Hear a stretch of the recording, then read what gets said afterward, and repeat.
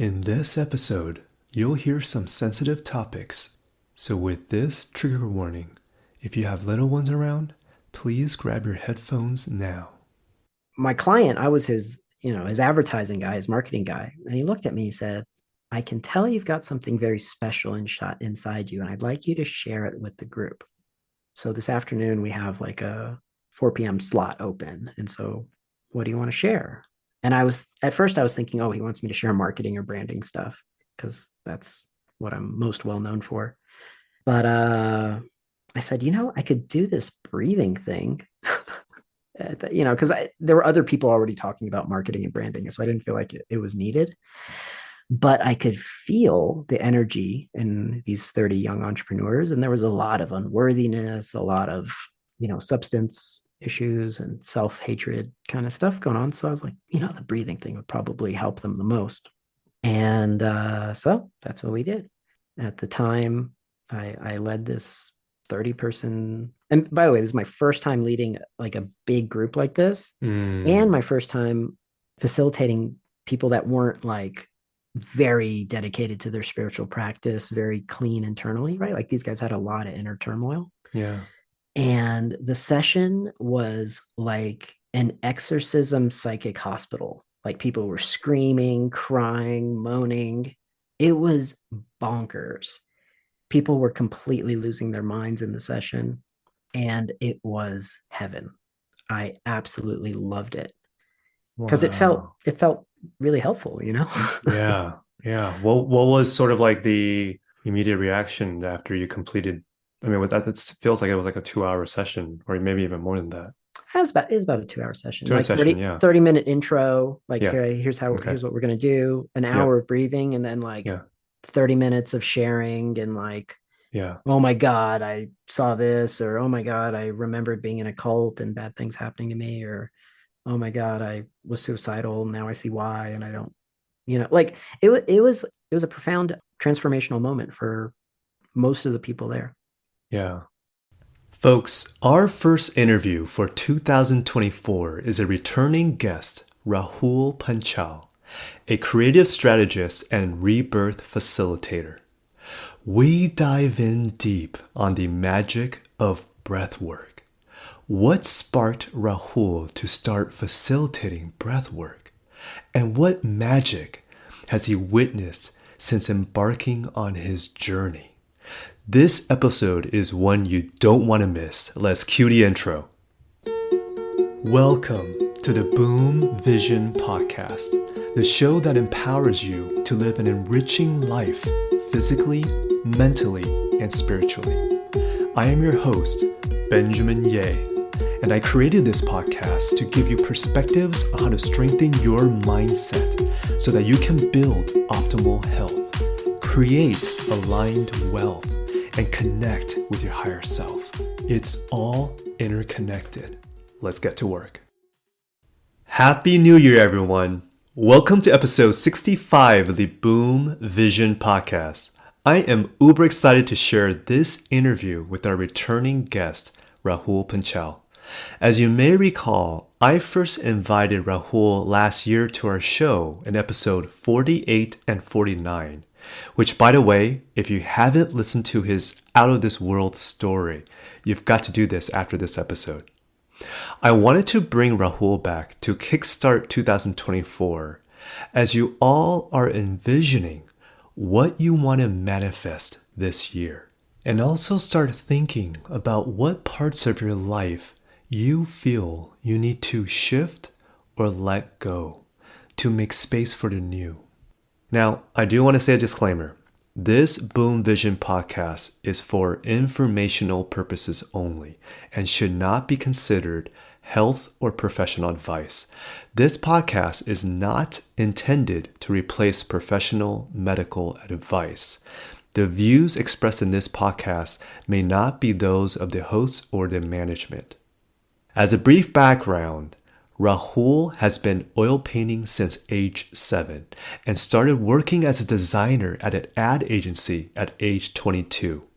He helped design and art direct award-winning work for Coke, Mini Cooper, Burger King, and more. He was creative director for Super Bowl campaigns for major brands including Honda and Pepsi, and has been recognized nationally and internationally for his work, winning almost every major advertising award.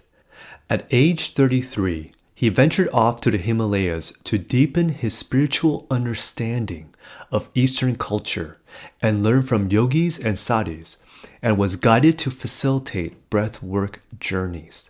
A year later, he lived with a medicine tribe in the Amazon to deepen his understanding and practice with indigenous plant medicines.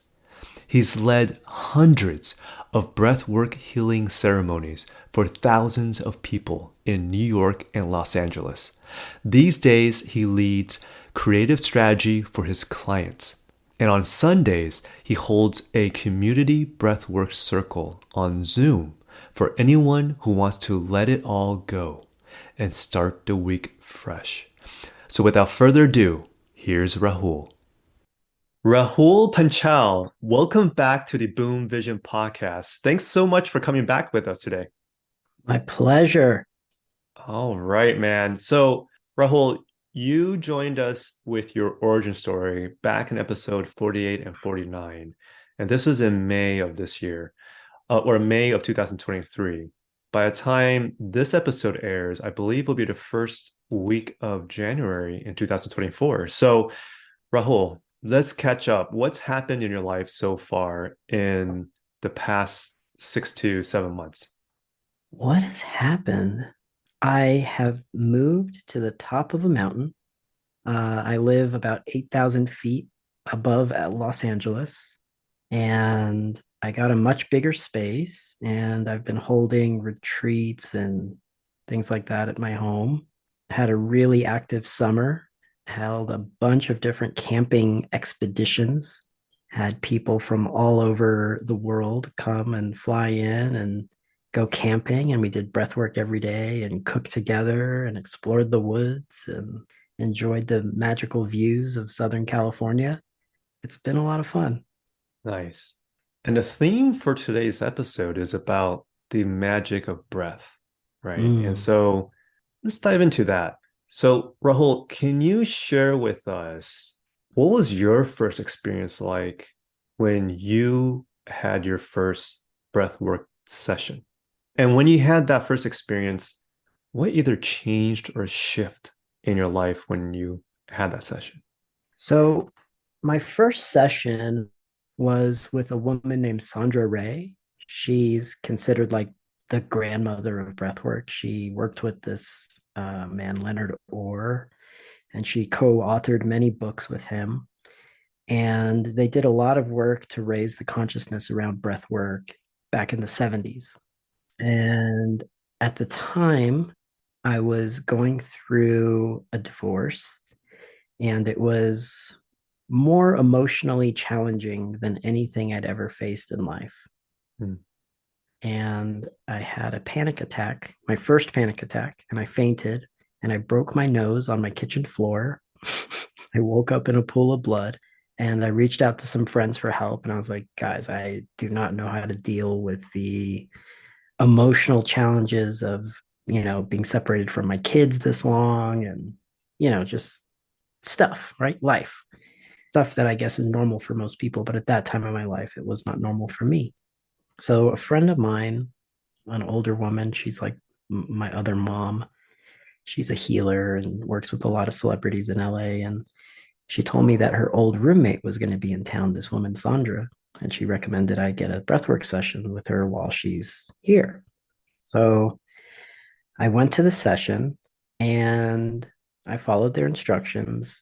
And I basically just cried a lot, like a lot. I cried for like maybe 2 hours straight, which Hmm. was more than I'd ever cried, ever, all added together. So it was good in that way. But I wasn't necessarily sold on breath work after that first session. Hmm. I I really didn't know what to do with that. I was a little confused. And through the process of the session, they learned that I worked in advertising, and they were writing a new book. And so they were like, hey, you want to help us advertise the book? and help us with, making an online course and all kinds of stuff like this. And I said, maybe, yeah. I mean, okay, potentially, I was very non-committal.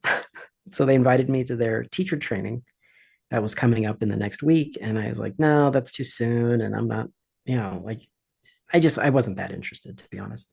And then they said, well, why don't you come to the next one? It's in Vegas and it's in a month. And for me, the drive to Vegas was a lot easier than going up to where the other one was. So I said, okay, maybe, but if we're going to do this, you're going to have to get this certain camera. I had been researching this camera that was good for creating online courses and stuff. And then I kind of forgot about it.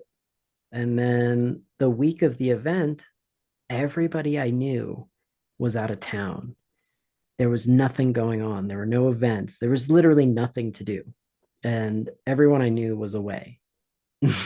So I remembered that I had said I would potentially go see that, go to their training and help them out. So I called them and I said, hey, are you guys still doing your training? And they said, yeah. And we got the camera and we have a place for you. So come on up. So that day I just drove up to Vegas. It was the day before the event. And I got to do my second breathwork experience within the container of their teacher training. Rahul, let me ask you something really quick, because in your first experience, you mentioned that, I mean, for like almost 2 hours straight, like you were crying in a sense of just the emotions were surfacing and just expressing yourself, right? Mm-hmm. I'm curious, like, is it because they created just a very safe environment for those things to come out? Was it because in your mind you're ready to let go? Or what do you feel prompted you in just allowing the tears and emotions to surface? Well, it was definitely the first two things that you mentioned. But the third thing is when you're doing the breathing practice, you open the gates of grief within your body. So we hold grief in our lungs.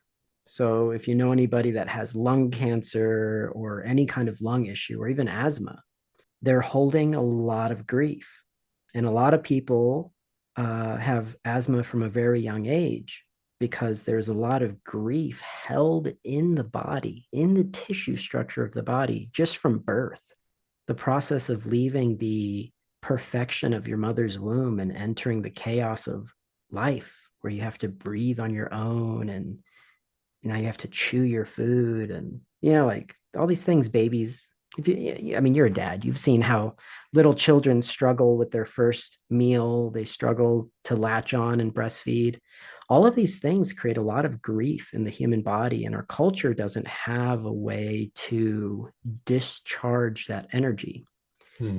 So a lot of that energy is bound up in the lungs and leads to lung problems, breathing problems, things like this. Wow.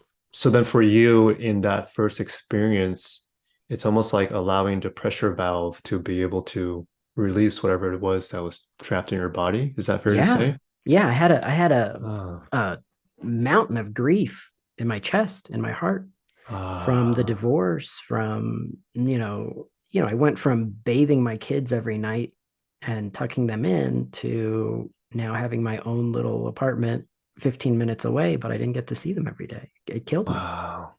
And going through that and being able to allow that release for 2 hours, you said you weren't convinced yet. Can you tell me a little bit more about what was going through your mind I in that? mean, the experience was so like I almost couldn't believe it. I couldn't believe how much I was crying. I couldn't believe how much better I felt.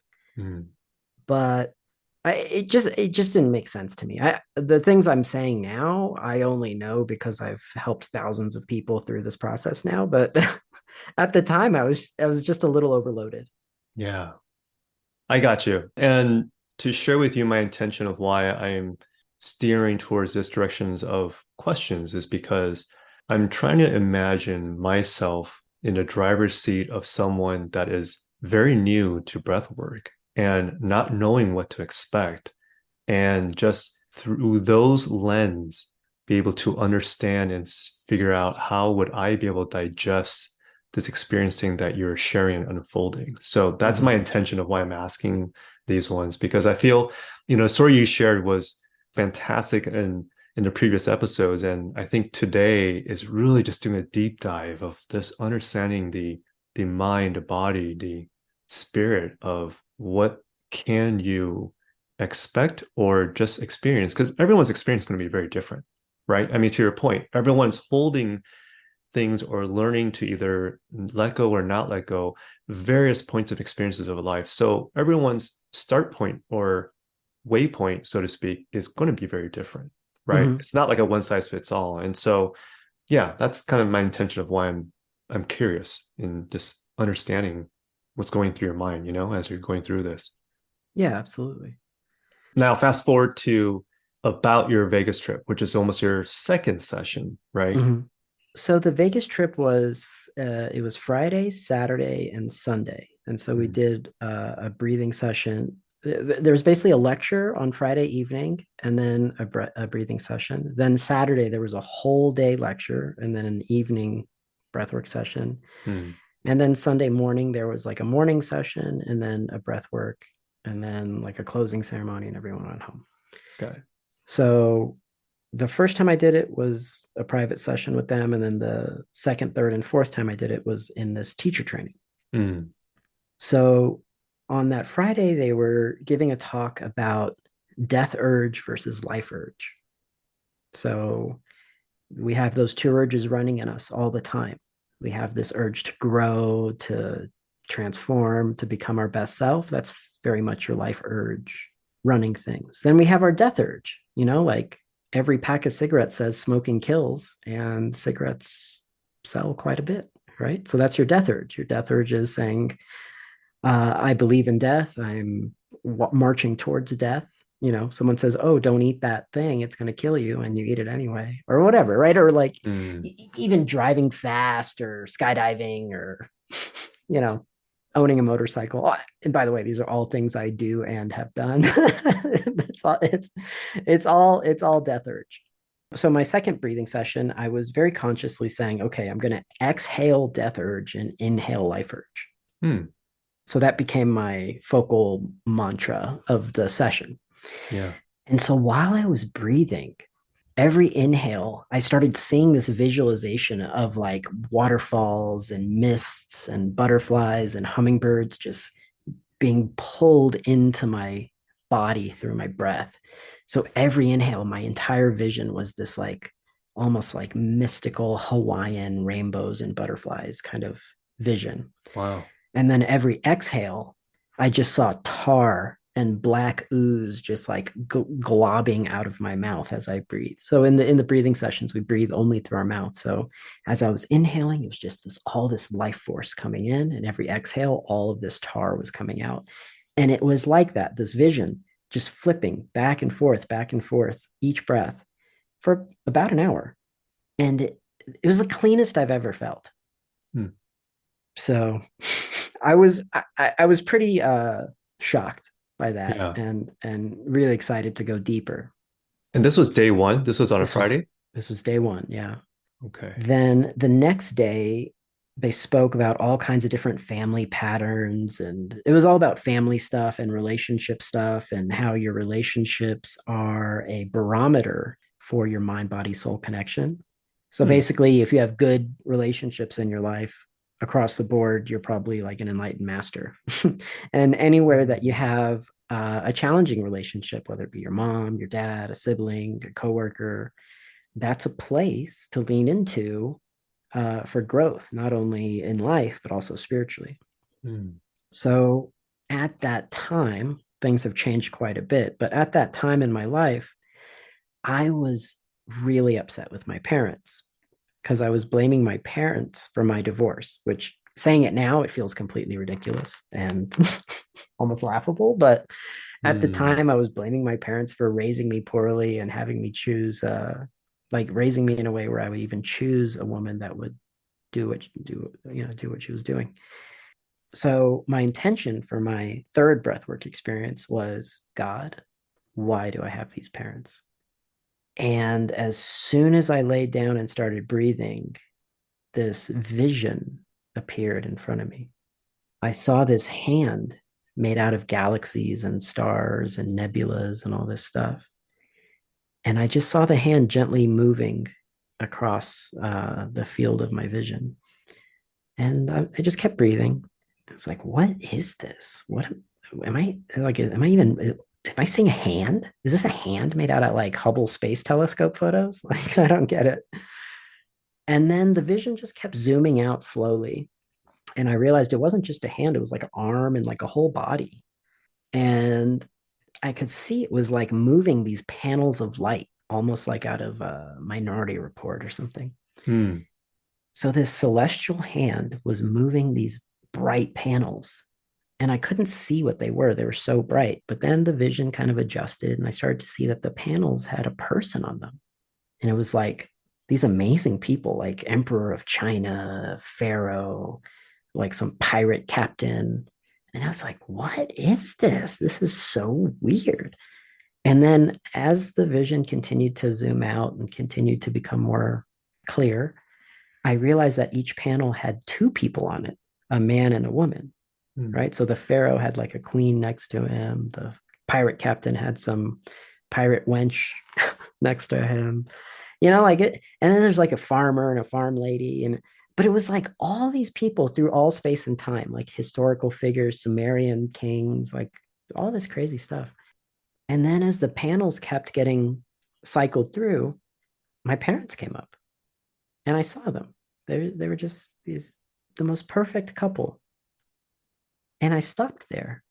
And when I stopped, all of their data started spilling out, like their lineage, their DNA, like the helix, like everything I would be getting from them. Hmm. And my heart bloomed. And I realized that these people were the perfect people to be my doorway into the earth experience Oh, in this lifetime. yeah. And I just felt that. Holy cow. yeah, yeah, it was heavy duty. So the session ended, and immediately I called my mother, which was a very strange thing because I hadn't really talked to them in about 10 years. Hmm. I mean, I'd call them if like I was like I needed money or something, but not like not like a hey, what's up? How's your day kind of conversation. I hadn't done that in 10 years. So I called my mom and I said, Mom, I just had this very mystical experience, and I've realized that I've been a terrible son, and I would like to correct that. I want to be friends. I want to talk to you more often. I want you to call me anytime you want. I'm going to start calling you more. And I want to start building a proper relationship with you and dad. And that's what we did. What was the reaction when she first heard that? I believe they cried Hmm. because they could never understand why I was so distant. Even as a baby, I was distant. Oh, interesting. Yeah. But something switched that moment forward. I'm telling you, these sessions, they're life changing. Wow. They they give you a clarity that cuts through illusions that are weaving patterns that are running through your life unconsciously, Hmm. and it brings these deep things to the surface. So poetic. I love it. Whew. Okay, so that's day two, That's right? day two. Wow. Okay. And one thing I want to highlight on what you just shared is the questions and prompts you ask yourself. That's what gets revealed in terms of what you're allowing clarity to come into. Yeah, whatever Because, you ask is given. yeah, and I want to emphasize that because thoughts, words, they all have energy. You and I know this. But at the same time, to be able to declare it out loud, to be able to say it out loud, is I feel just that much stronger to let the universe know this is what my thoughts I have. And these are things I want answers for. Can you show me any way of it? And because the fact that you asked, why did I have my parents, led to these series of things that gave you those moments of clarity and altered, Mhm. hey, this is how I want to reestablish my relationship with my parents. Mhm. And so I don't want to just pass that over because I just want people to just understand. It's really powerful the questions you ask yourself. And Mhm. it's allowing yourself that permission to do it. So just something I wanted to highlight. I love it. So this vision, I painted it. So when you come to my place, you'll see a 6 foot Mm, tall oil painting of a celestial being choosing my parents mm, out of the endless options.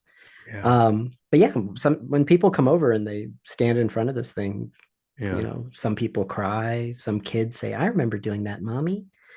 But yeah, So, okay. So, quick side note for our audience, in case this is the first time you've heard Rahul, Rahul is also a very, very, very gifted artist. So, just sharing that a little bit so that our audience can understand, Rahul. You started oil painting when you were the age of, was it 6, seven 7? So, formal, like every week training with 50, 60, 70-year-old people. I was the only child in a very formal painting class at for age most of my 7. life. Yeah. Yeah. So I want to just put it in context because I don't think people know that about you. So yeah.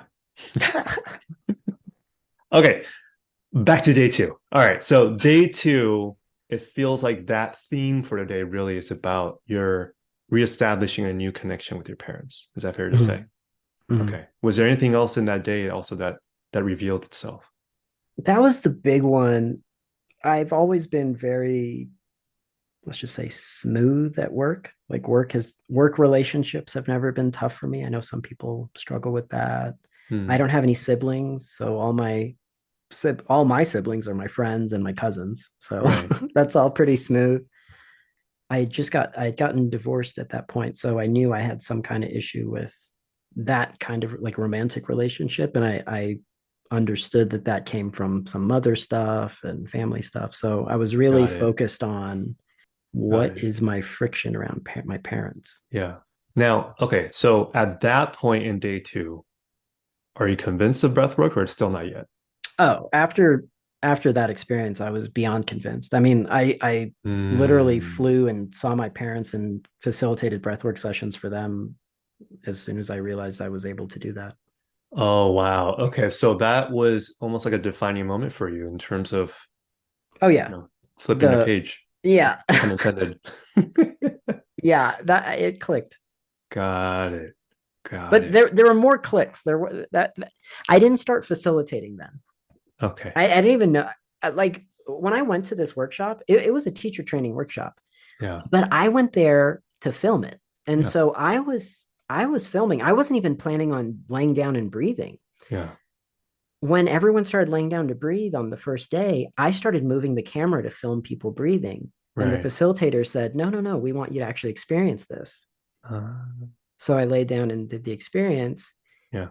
and I experienced it. But these experiences were so deep and so profound. I wasn't connecting the dots that I was in this process being trained. Hmm. So on the third day, it was a lot more about the spiritual side of this work, like breath work aside from the physical and emotional and physiological things. It's also a profound spiritual purification process. So they went very deep into all that. And they announced that they were going to be doing an advanced teacher training in India. And I asked them if they wanted me to film that too. So they said, yeah, of course. So they they brought me along with them to India. And so I filmed all that stuff. And towards the end of the trip, some of the young monks that I had like started becoming friendly with, they asked me if they could come and experience the breathing stuff with the group that had come in. So I said, okay, I'll ask.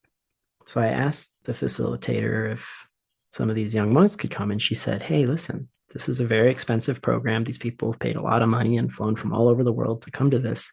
So we can't have the monks come in." And she said, "But you're trained. Hmm. So as your karma yoga, right? Your service for Yeah. the day. So at the ashram every day you do some kind of service, whether it's helping out in the kitchen or Hmm. whatever. This is already in advanced in India, right? So we're already past Vegas. We're way past Vegas. Now we're Yeah. in India." Okay. And so she said, "Why don't you lead a session for them?" So during the break period, I facilitated these two young monks with their on their session, and I learned that I knew how to do it. I'd never even like thought about. I'd never considered that I knew how to do it, even though I'd been through a lot of training. Not only had I been through a lot of training, I had all of the footage from the training, and just through the process of editing it, I, I could recite everything that she said. So this thought came into mind, Rahul, I wanted to ask you, which is flashing back a little bit to Vegas, right? Mhm.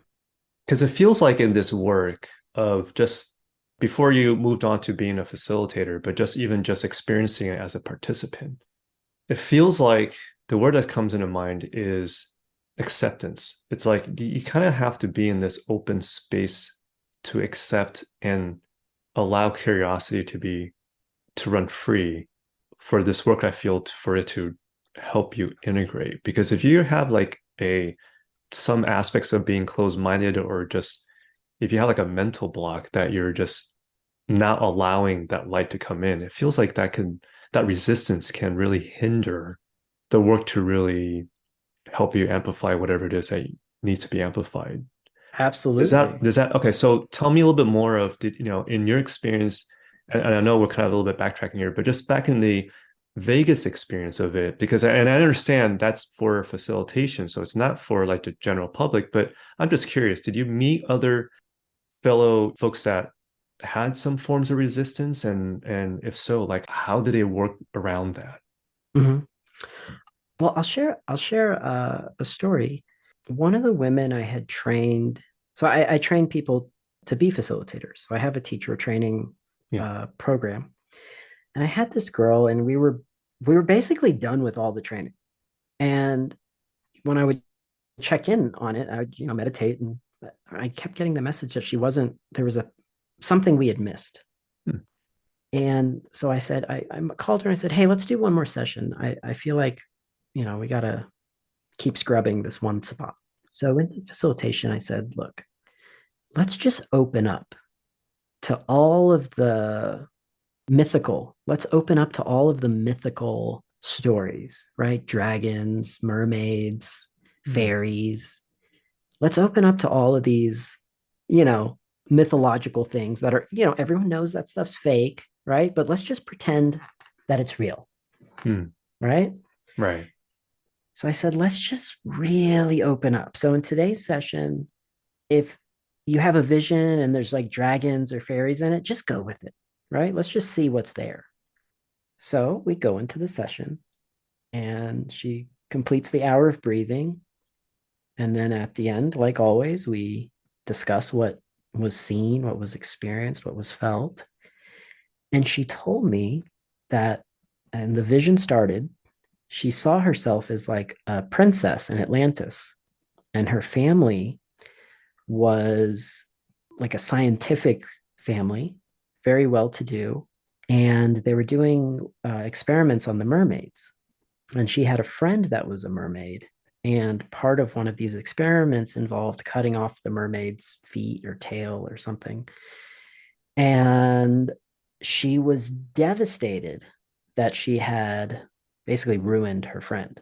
She was still devastated in this lifetime from some sort of soul memory from some other lifetime about this surgical procedure she did on a mermaid that ruined this mermaid's life. And everything we had been working on was her relationship with personal power and why she was caging her personal power, not allowing her power to flow. Why was she not spreading her wings and flying? Yeah. So we found this story. Wow. It So, gets weirder. oh, is So that yeah, I'm feeling the vibrations on this, man, for sure. Holy moly. Okay. So after that, she finally got into facilitating, and she's an amazing facilitator. She's actually substitute taught some of my sessions. And some months go by, and I met another person who started training with me a lot. And in my work with this next person, it came up that she had some mermaid lives, and she had been tortured as a mermaid, and some, Get like out she's of here. sharing like the other side of the story. Get And out. I said, hey, you might want to meet this other girl and you guys just talk about mermaid stuff. I don't know what it is, but they're like really good friends now. My mind's like blown right I now. know it's the weirdest thing ever, but stuff like this happen. It is and it isn't. It is Yeah. and it isn't because you're really the connector and helping them connect that crossroads. Wow, talk about full circle moment. Holy cow. Yeah. So I just talked to both of them separately and I just said, hey, why don't you say you're sorry? Hey, why don't you forgive her? And, now they're both doing great. Okay. You see how this work goes a little bit outside the three-dimensional construct, right? Like, Yeah. Well, it goes beyond what we've known as time. right. It requires a little bit of openness, a little bit of looseness, right? Yeah. And I want to just reiterate that because being open to just the fact that there's things we just don't know Mhm. and allowing that energy information to come into our life. And it could be a very gentle way, it could be a just, very loving way. It just creates that much more infinite possibilities. Mhm. And and I feel that to go into this work as a participant, as a facilitator, any of the above, it does take part of that belief where believing is seen rather than seeing is believing. Right. And and I just thought it was just, I don't know, my intuition is telling me it's important to just highlight that Yeah. for our I mean, listeners. before we had all these experiences, that student of mine, she was very closed to these mythological stories. Mm. She thought they were just stories or whatever. And Well, in hindsight, as you're talking about it too, Rahul, I think it's because of her past life trauma of that is what exactly, allowed, right? I mean, exactly. yeah, we get it. Yeah, no, I can definitely see that. And I got another story for you. I got one that one was a success story. This one's a totally not success story. So okay. I had another person in teacher training. And by the way, in teacher training, we go super deep. Mm, So, a lot of good stories in there. yeah. But I had this one guy, and we were about halfway through the teacher training, and I just felt like we weren't making any progress. Hmm. And so I asked him to FaceTime me when he's home and just walk me around his house. And he was living with his mom. I mean, this guy was like CEO of a company, you know what I mean? Like, like I was like, wait, you live with your mom? And I'm like, show me your room. And we go to his room. And his room, like, have you ever seen the TV show Hoarders, Hmm. where there's just like piles of Yeah. stuff? Yeah. So his bedroom was like this. Mm, And I was like, you got to clean your room. You got to just throw everything away because we're doing this breath work to shift energy in your body and in your life, but with all this stuff in your room, it's impossible. right. Like personally, one of my own, it's become a spiritual practice is I rearrange my whole house all the time. Beautiful. Like all the time. Yeah. Like most of my friends who come to my house on any regular basis, almost every time they come over, let's say like once a month or something like that. They're like, wait, wasn't that over there? And wasn't this upstairs? And wasn't that downstairs? And like, because you gotta move the energy around. Yeah. So this guy, he never cleaned his room. Hmm. And like a year after we completed the training, and I knew he wasn't going anywhere with it. And he even told me, he was like, oh, I don't actually want to do any of it. I just wanted to go through the training for the benefit of the training itself. I was like, hey, did you ever clean your room? And he's like, no. But in other areas of his life, he's, having the same struggles. And it's like, it would be so easy if you just throw some stuff away. Hmm. But, Got it. Do you feel, well, I guess that goes into, yeah, how you live your inner world gets amplified your outer reality. So in that case, it just feels like maybe there was just resistance and not wanting to let that part of him go, whether there's new energy or clean energy to kind of come in. yeah, you got to be ready to let go. You really got to be ready to let go. A lot of times when I talk to people, like before they start a big program or something with me, I have a conversation with them just to see if they're ready to let go of what's going on in their life. And Yeah. if they're not ready to let go, I let them know it's probably Mm. not going to be productive. So circling back to your story of where you left off, you were basically given permission to say, now that you know how to facilitate, why don't you facilitate this group with the monks, right? Did you want to continue on with that story? Yeah. So I had this really easy facilitation with the monks. I mean, Yeah. we were basically in a super remote part of the Himalayas, and these kids were super clear from all of their own spiritual work. So it wasn't a very challenging session. They both just felt good, and they were like, "Oh, that's neat, whatever." When I got back to LA, I had a friend that was going through something emotional, and I said, "Well, I got trained in this breathing thing. You want to try it?" And so she laid down, we did the breathing thing. She cried a bunch, she felt better. And that was really it. I didn't really pursue facilitation much. And then randomly, one of my clients, he was a executive coach and he had organized this event. They rented out this massive, like this castle of a cabin in Big Bear. Hmm. And they had about 30 young entrepreneurs there, and they were doing all these different workshops on marketing and startup stuff and lead magnets and whatever startup stuff. And my client, I was his advertising guy, his marketing guy, and he looked at me and said, "I can tell you've got something very special inside you, and I'd like you to share it with the group. So this afternoon we have like a 4 p.m. slot open. And so what do you want to share?"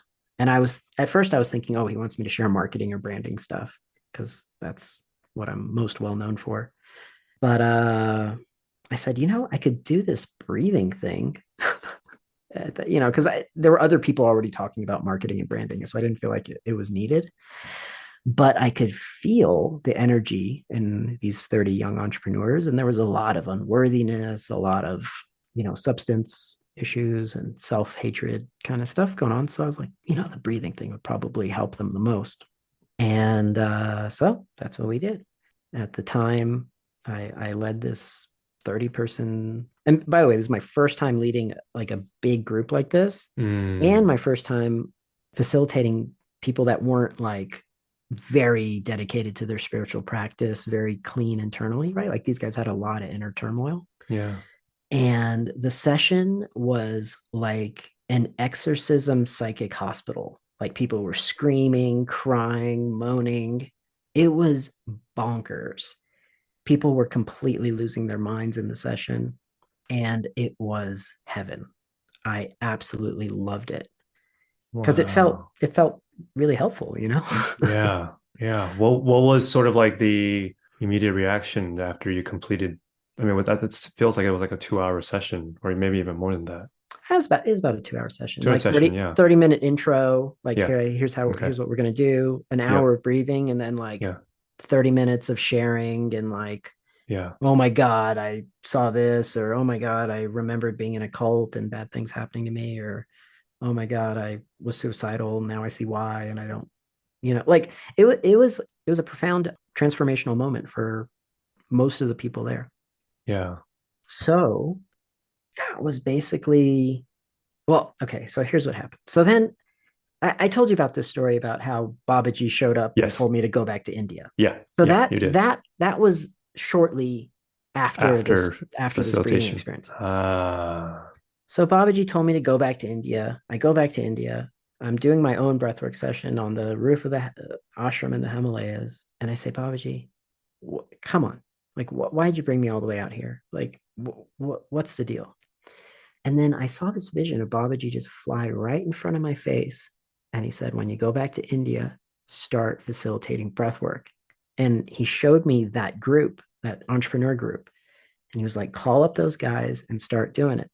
So as soon as I got back from the second trip to India, I called up those guys and we started doing a weekly breathing session at one of their houses. Mm. And And then, for, by the way, just as a frame of reference for our audience, that was episode 49. They went into very good detail about seeing Babaji, which is amazing. So I do recommend you after this episode to check that one out. But wow, so this is giving a lot more context now because that first group facilitation woke something in you, this bright light, and then you went back and then you came back and then you started facilitating more. And this was sort of the first group that helped sort of kickstart these group facilitations, it feels like. yeah, yeah. Mm. So one of those kids from that group, he started just organizing events for me. So anytime would just, I'd be meditating or something and I'd be like, oh, it's time to do a session. So I'd text this kid and he would have 40 people just ready to go. Wow. So he would handle everything. So I would just say, hey, let's do something Saturday afternoon in the park. Yeah. And there'd be 40 people there. I'd show up and there'd be 40 people. So we started doing it like that, did a lot of sessions that way. And Yeah. then I got summoned to New York City, basically. Just one day I was doing my morning meditation and a voice came through very clearly. It's time to leave LA. It's pack up all your things. It's time to go to New York. And I was like, what? Really? I love being in LA. And I have this kid who sets up all my breathwork events. And, like, what? So I road trip to New York and that's a whole other episode. That's a mystical guided journey. But I get to New York and start facilitating breathwork full time. First, I rented a room in a healing center every Saturday night. So this room held about 20 people. Yeah. Then once that was flowing and every Saturday it was just packed, then in Manhattan, I rented a room at this Japanese meditation center. And this room held 40 people. So what year is this? I'm just curious. What was the year right before COVID? 2019? 20 COVID was 2020, so it'd be 2019. It was 2019. So then I had this, imagine 40 people in a room just breathing and having these crazy experiences. I mean, it was wild. Like people screaming, half the room orgasming, like moaning, like really loud, like you'd have to be there. It sounds crazy when I describe it. But really interesting stuff. Then I rented another room. I rented a Pilates studio out on Thursday nights. So I had all these places going. And if I wasn't facilitating a class, I was sleeping. Like I would literally like sleep all day to like rest from all the energy movement. Yeah, it was so intense. that's a lot of energy. That's like a marathon you're running when you're holding that much space and that much energy. So I get what you're talking about because that's a lot. Yeah. I mean, it was those classes plus the privates, plus Right. like the random things that weren't every week. Oh my So gosh. I would, I had this other place I would do once a month. Yeah. But yeah, it was full on.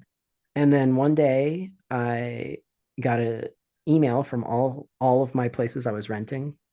And they all said, hey, no more breathing inside because there's a global pandemic. Oh my goodness. So then did you immediately pivot to Zoom or did that didn't occur yet? No, I was already doing some stuff on Zoom, like I was doing teacher trainings on Zoom and stuff. So Yeah. I said, hey, anybody who wants to do weekly sessions are on Zoom now, Yeah. and whoever wants to do privates are on Zoom. Yeah. I did that for a couple months, and then I and it's going to sound weird, but my jaw started hurting like crazy. Hmm. Like my jaw started aching, and it was just this constant ache. Hmm. And I had just made friends with this woman who was very kind of like open to spirit, right? She always, every time I talked to her, she'd be like, hey, can I share with you a message from spirit I'm receiving right now? Hmm. And I'm like, yeah, sure. So I called her. I'm like, hey, what's up with my jaw ache? And she's like, can I share with you this message from spirit I'm getting right now? I'm like, yeah, of course. That's why I'm calling you.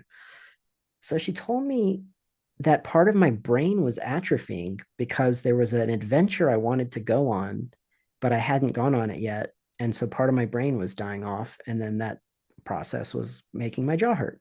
So What? I got off the phone with her. Yeah. I set my GPS for Mount Shasta and I started driving. From New York. Yeah. And about an hour into the trip, I realized my car was completely empty. I just had it detailed the day before. So it was like, glittering. Hmm. And there was nothing. I had nothing. So I turned around and I went back and I just started thinking about everything I needed. And, I stopped at REI and bought like one of those roof rack things for my Yeah. SUV and, just Yeah. started getting things together. Yeah. And then about a week later, I got all the stuff I needed and everything and headed out. I told my landlord that I was going to go on a camping trip. and I didn't know when I was going to be back, but I would just keep sending run checks and just not to worry about me. Yeah. So I took off and I started like just camping all over America. I stayed in the Grand Tetons and Yellowstone and like random little streams in Wyoming and Yeah. had a really great time, and the jaw pain went away. Uh, so you fulfilled that aspect of your soul that it was craving for. And then, all right, you got the signal. We're good now. Yeah. And then along the way, if I met a bunch of people, like, I Yeah. would just lead a breathwork session in some random campsite or Yeah. whatever. So, okay. So, Rahul, let me ask you this. And let me say this disclaimer, just this Boom Vision podcast is really just for informational purposes only, right? And should not be considered as health advice. It's not intended to replace professional medical advice. But with having saying that disclaimer, I'm curious, like when you think about Breathwork 101, in simple terms, what is it and what is it not? Well, it's not a pill, right? Hmm. It's not like designed for one thing per se. Yeah. But what it is, it's an expansion. So, if you read any of the holy books, they talk about God being invisible and everywhere and in all things. So, one, you could look at God as air.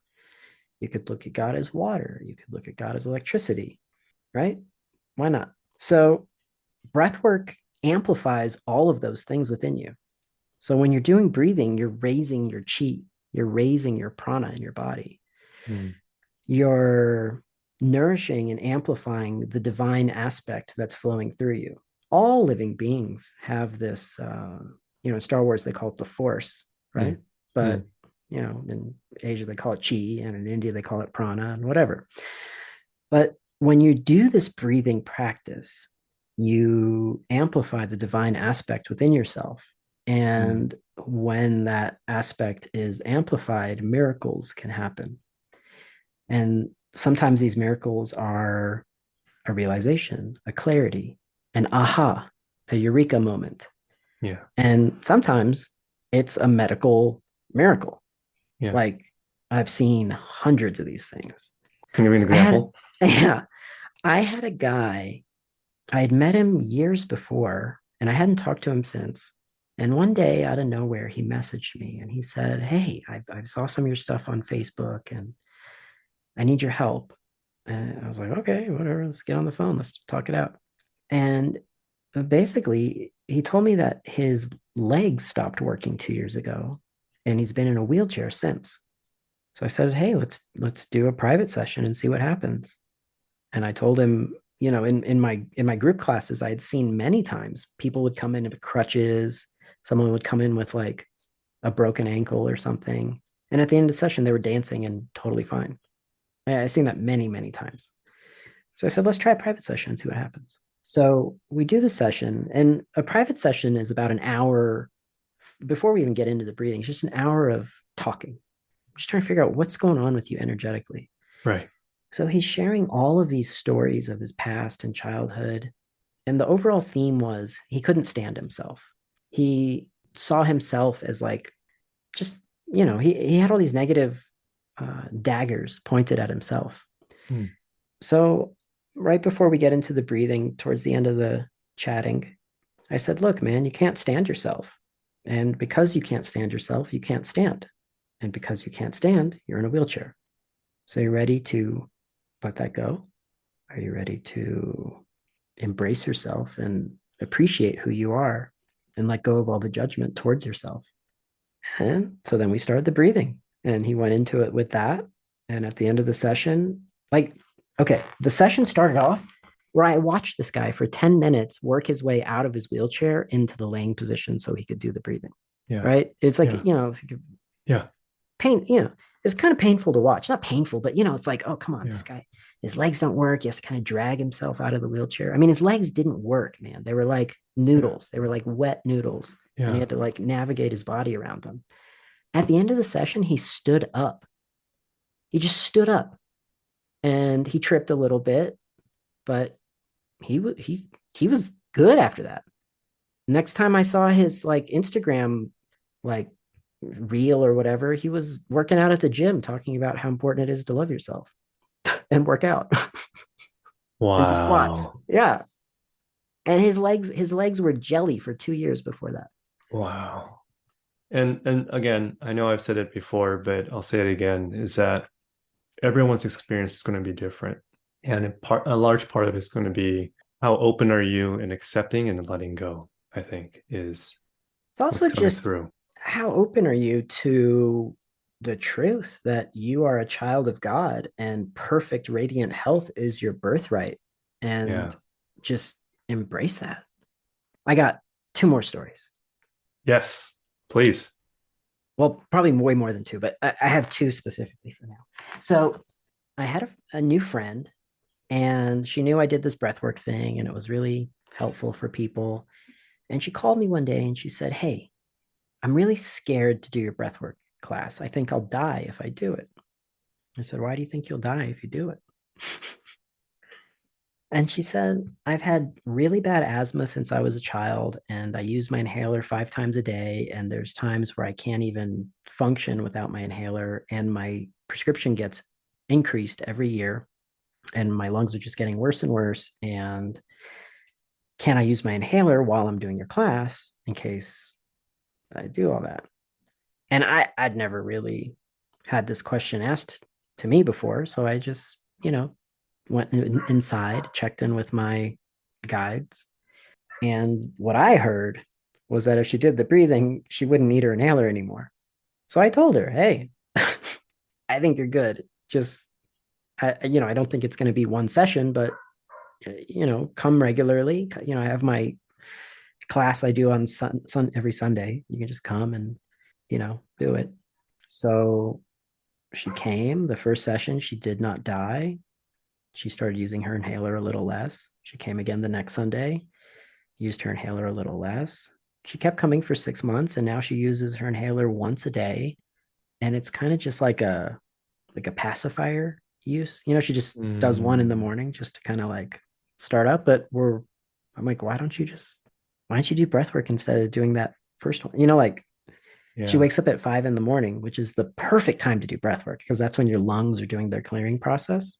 Ah, So your intestines are doing their clearing process around 6, 7 in the morning. That's why most of us wake up and poop. ah, So doing breath work at 5 in the morning is very powerful because that's when your lungs are doing whatever it is they need to do huh, to clear for the day. yeah. It's just part of the natural circadian rhythm of life. So she went from using the inhaler a ton and the dosage being increased to using it very little, and her dosage has also been decreased. So the inhaler, the one hit that she does, it's like a way lower dose than it used to be. Yeah. Then I have this Wow. other guy. There's this one guy. This one guy's been coming to my group classes for years. So his nephew had some kind of medical mystery breathing issue. He'd been to every doctor, he'd been every kind of scan, taken every kind of drugs, you know, everything. Modern medicine had no idea why this guy couldn't breathe. So I did a couple sessions with him. We got into it. It was deep family stuff, deep grief, and he's fine now. We did, I don't know, like 5 private sessions, and he's fine. Wow. What I'm feeling right now, Rahul, is just this combination of being able to talk out what you've been holding on to. It's almost like this. The vision I got earlier when I was listening to you talk, it's like if your mind was like a two-story house, and for the majority of life, you've always essentially sealed the attic and the basement. Anything stored in there, just you never open it on a daily, weekly, monthly basis, or even yearly basis. It's always just been sealed. And it's a lot of stuff that just like you don't want to address, or feelings that you just want to suppress, and whatever it is, right? And the sense I get is that going through this breath work, whether it's like, working with you or just any breath work session, you're allowing those doors of the attic, those doors of the basement to just open, air out, and just having those energy move in those two areas of your metaphoric house just allows that shift because that in of itself can start activating movement and change in your life. Mm-hmm. Absolutely. Wow. Okay. So, Rahul, your site is the pure white .com. light.com. So tell me what you're up to now in your breath work and what are the offerings you have because, full disclosure, I've been to one of your in-person breath work. That's where we first met because of Tien. Mm-hmm. That's right. And it was my experience was magical in the sense that it felt like I was in this like celestial rock concert in a beautiful way because I got all these sounds of just yeah, and it's just exactly what I needed to hear at that moment Mm. because it was just all I felt was just love. It was just love. That session you were at Yeah. was literally probably one of the cleanest, smoothest lit sessions I've ever seen. Like Is you that right? remember the healing session at the end, like 10 people said that they saw angels doing surgery on them. Yeah, that's right. It was so crisp. It was such a pristine, like it was surgical. It was so Yeah. beautiful. I remember that one. A lot of people from that session have yeah, that was a life-changing session for a lot of people. Yeah, no, when we debriefed, I heard it, and that's the thing too. I want to highlight in this interview is that being able to do it in a group setting in a safe space with pure and positive intentions from everyone amplifies not just the experience, but the energy and what you get out of it, right? And that's not to diminish one-on-one sessions because there's definitely a purpose in that as well. It just depends on what's the most supportive in your journey and just to allow those possibilities to happen. And so and for me, I'm saying this as a lead into, you mentioned about your Sunday sessions and stuff. So share us a little bit more of how has the pure white light for you has transformed to how you serve others in this space right now. Yeah, I mean, so I do a session on Zoom every Sunday, and that's a great introduction to the work. What And time once is it always set? It's it's 8 a.m. every Sunday, 8 Pacific. a.m. 8 a.m. Pacific. Got it. That's a really great way just to get into it. Once Yeah. you've been to a session, you get put onto a special email list where you get invites to everything going on. Yeah. I just started doing regular sessions at a yoga studio up in Wrightwood, California. So Hmm. it's on Saturdays. So anyone from Southern California can come and What time is that? I Does believe it change? 5. I 5 think it's p.m. 5. Yeah. 5 p.m. Okay. That way it's easy to get out and easy to get Yeah. back home because a lot of people who come to that are from LA or Yeah. they have to drive like an hour or two. And these sessions are 2 hours or Yeah. got it. So I have that going at the yoga studio here. And then I do other things here and there, special events. A fun one has been weddings. I love facilitating at people's weddings because, like it's these two sides of the family coming together. It's all these people Yeah. who begin this experience as strangers. And then at the end of this event, now you're Yeah. all family, right? Yeah. So I've done breath work at weddings, and that is phenomenal. All right. So tell me more. Since you opened that can of worms, walk me through what's this setup like? Is it the day before? Is it, like when's the best time when you're talking about in a wedding setting that you facilitate that type of group? Yeah, it's not the day of the wedding. It's Right. Right. day before, 2 days Yeah. before, depending Okay. on, People the are in agenda. town and whatever it is. Yeah. Yeah. So, like a day or two before, everyone gets together and just kind of do a healing day. Like usually it's the wedding has more of like a whole healing thing going on. Like there's food, there's massages. Mm, So we start off the whole healing day thing with the breathing.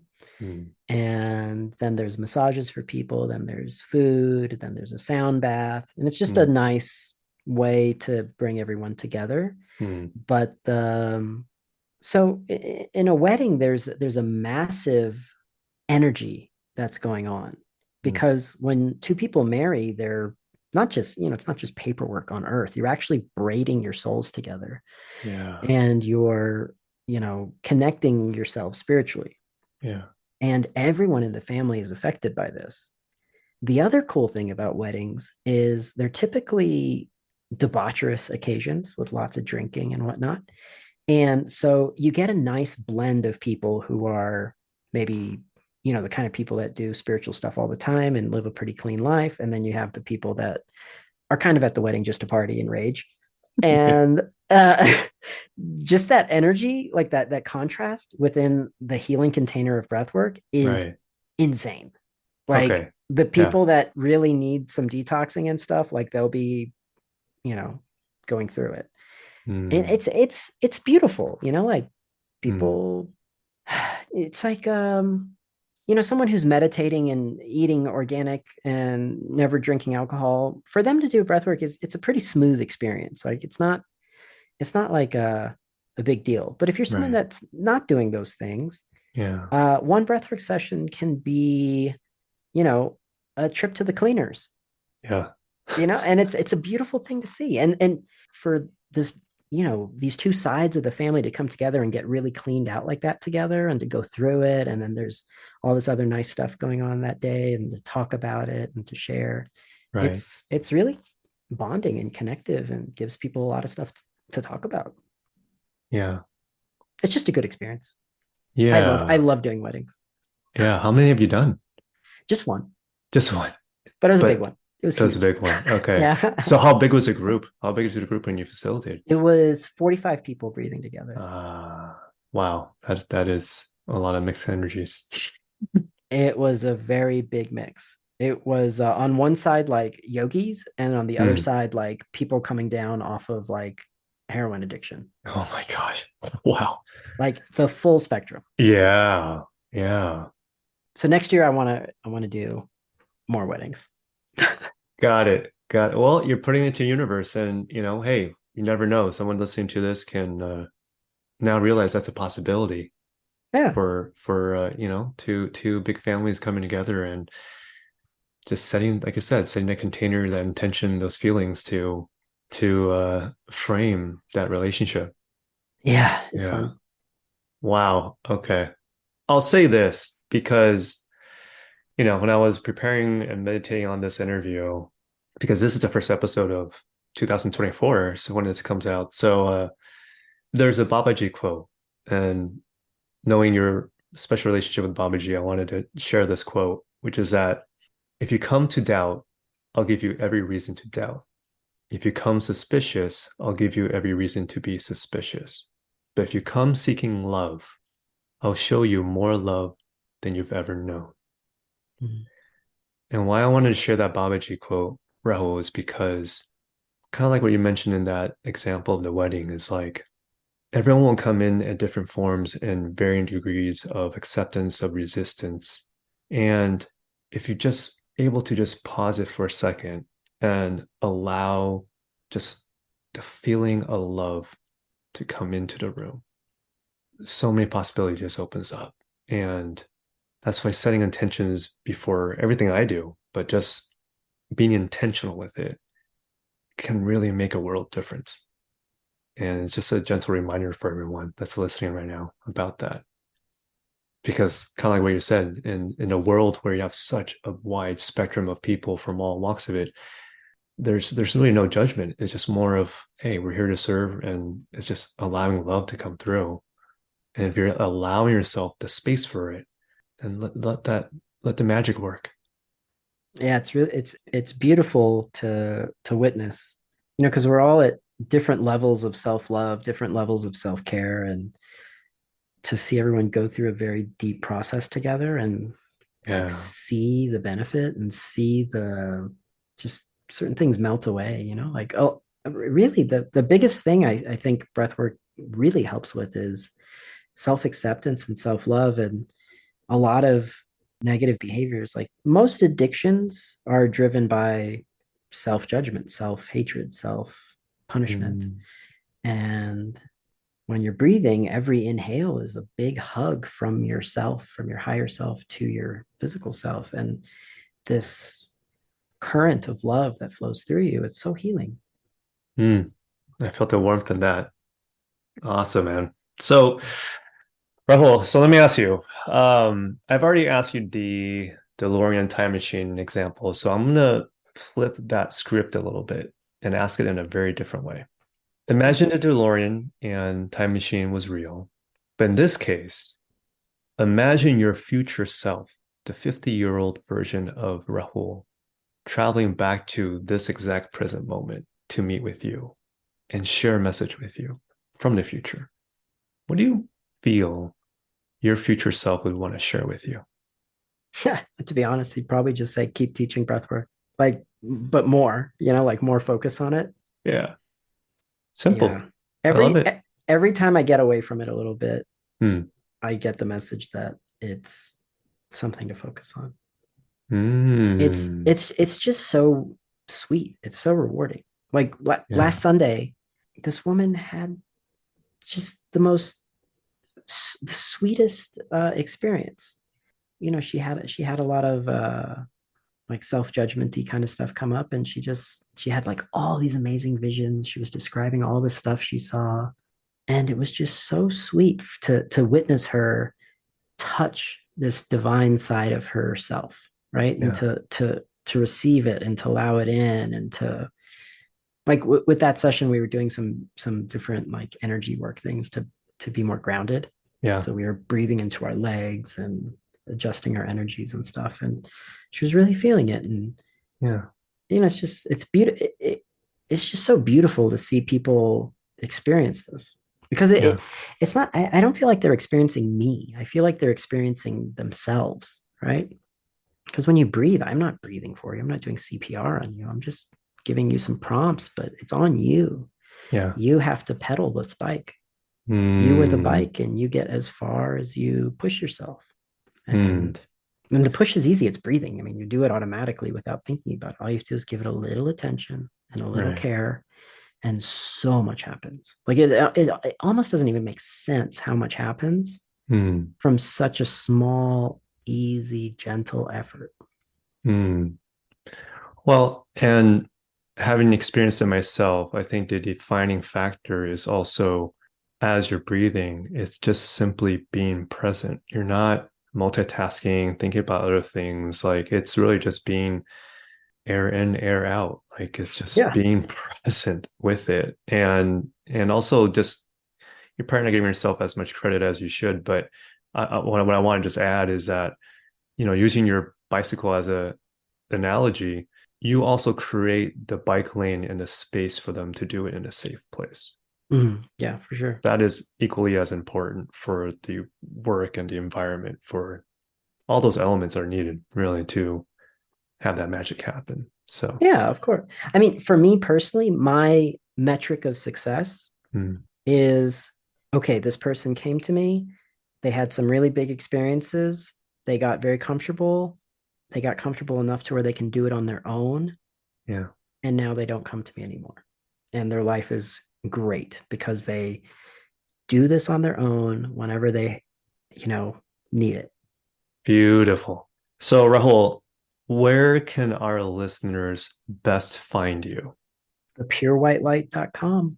Just get on the mailing list. There's a little pop-up that comes. You just put your email in and you'll get invites to everything coming up. Beautiful. And I will definitely include that in the show notes. Just as a recap, you have a weekly Sunday Zoom session where it's like group breath Yeah. work that you help facilitate. And, I would say that's like the easiest appetizer of understanding what this is about because you could do it in at your own home, just being able to sign in, right? And if you just feel compelled to do, because you also offer the one-on-one private sessions, could also be on Zoom or whatever it is, right? So it doesn't mean that you have to be physically there. It just depends what your needs are. Hmm. But knowing Rahul as a soul brother and the beautiful work that we're going to be able to co-create, having experienced it myself, like I said, guys, like if something of what Rahul shared today resonates with you, go check out his website and see if you have that pull and wanting to attend a session. Rahul, is there any other parting words you'd like to share with the audience before we sign off? I just love what Spock says. You know, Spock from Star Trek. He always Mm-hmm. says, live long and prosper. Love it.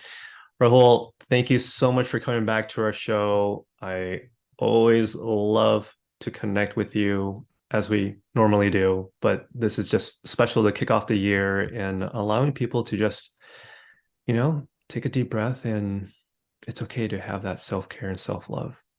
You got to be able to replenish your own cup before you give. Yeah, it's a Right? new year. Experience the magic of your own breath. Yeah. Awesome, man. Thanks, Rahul. Thank you.